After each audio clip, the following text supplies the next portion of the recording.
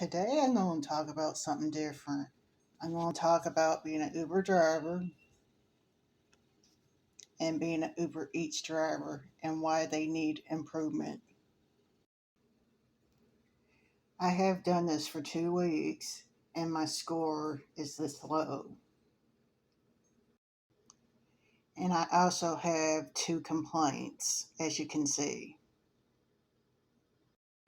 But as you can see here, I delivered 50 deliveries. And as you can see here, out of the 50 deliveries, only 10 people gave me a rating. The problem I have with Uber, if you have a complaint against you, you cannot dispute it in any way.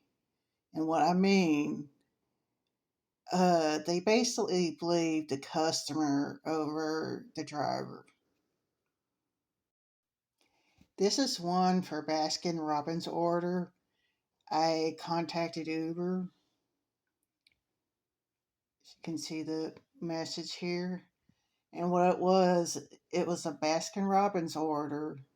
And I thought the GPS and Uber told me apartment 720. But then the lady called me and said it wasn't at her apartment and she was going to report me for stealing. And I didn't steal anything. And I remember what apartment I left it at. It had a doorbell camera. And here's what Uber wrote.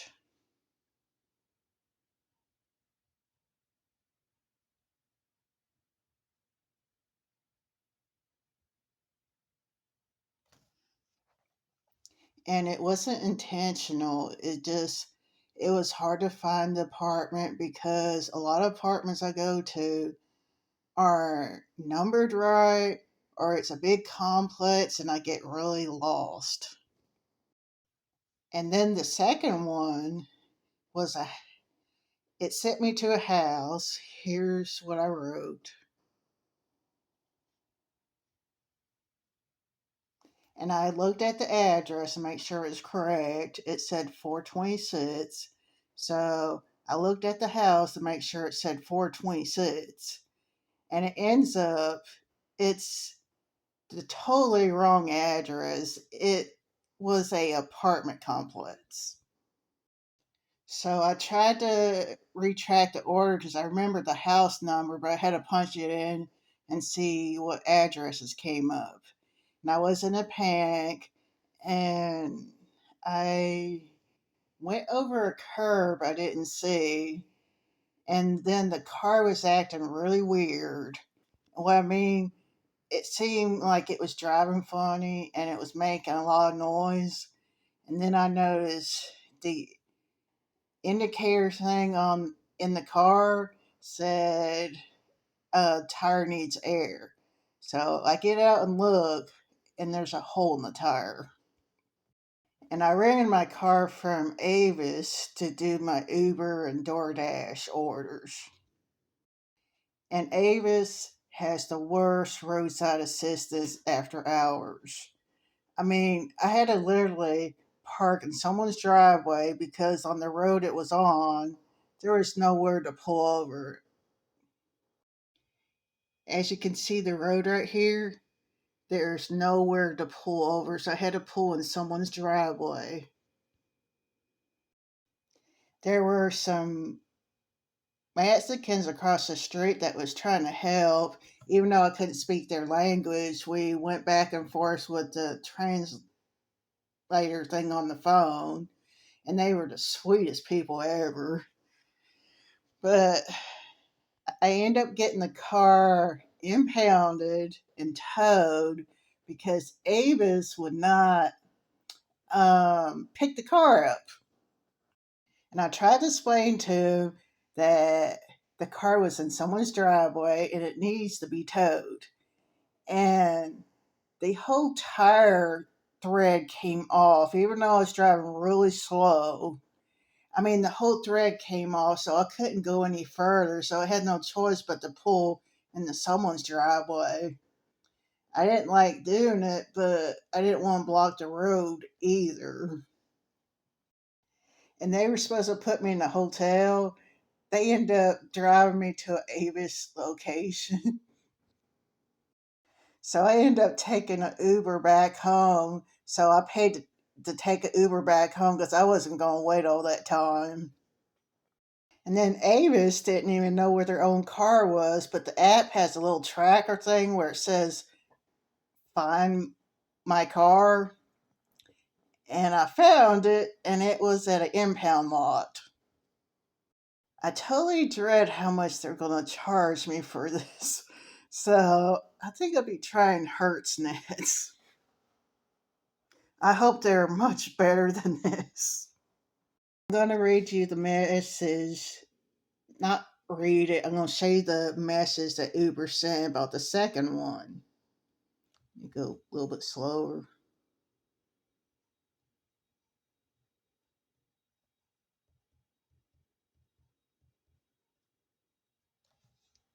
Look at this one real closely. It says, waiting time at a restaurant, in a drive through, or even outside the drop off destination is not included in this calculation. That's not right because sometimes I'm waiting like 30 minutes just for an order. And truthfully, I do not accept McDonald's orders because of this, as you can see. And that's just not right. Uber, you need to fix this. Now, my DoorDash ratings have gone up because it was at 29%. Because what was happening, it was for a lateness. Let me find it. Just give me a minute. It's this one right here. It's something to do with being on time.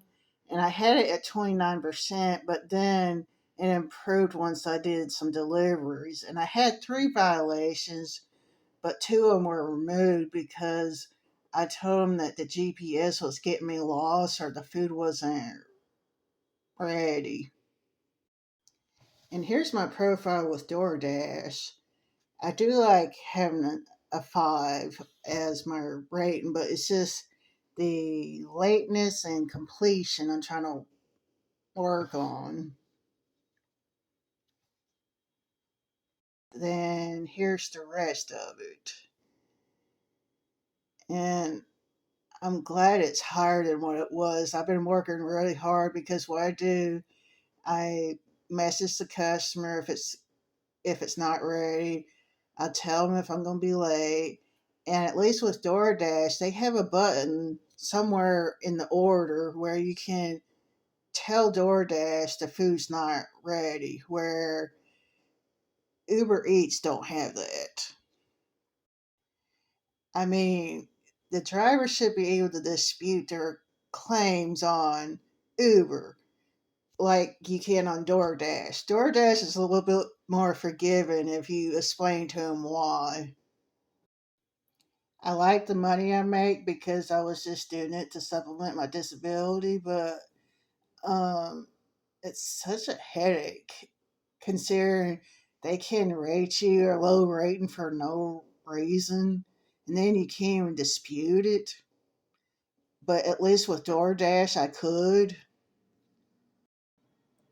Uber, you need to get your act together because this is not fair to us drivers.